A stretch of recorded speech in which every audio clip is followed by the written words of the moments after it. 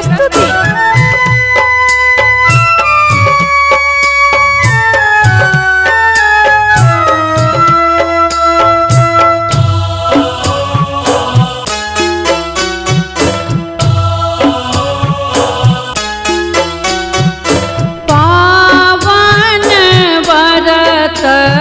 करब छठी माई के पावन व्रत, करब छठी माई के।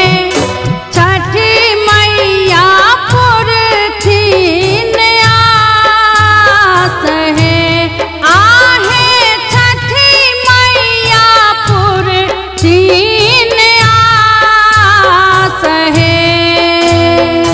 पावन व्रत करब छठी माई के, पावन व्रत करब छठी माई के।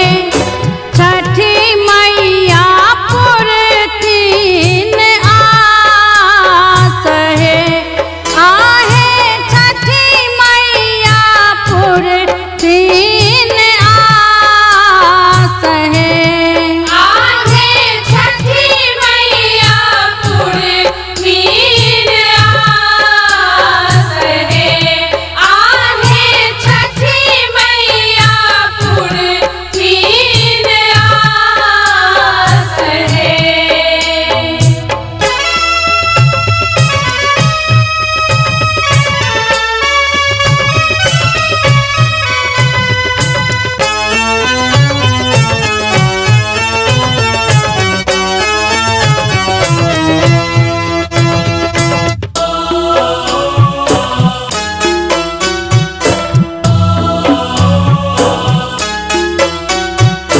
पहिले नहाय खाए विधि के पुरायब, पहिले नहाय खाए विधि के पुरायब।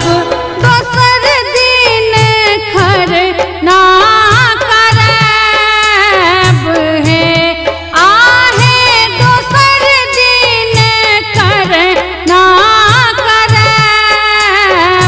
है। आहे छठी मैया पुरथिन आस है, आहे छठी मैया पुरथिन आस है।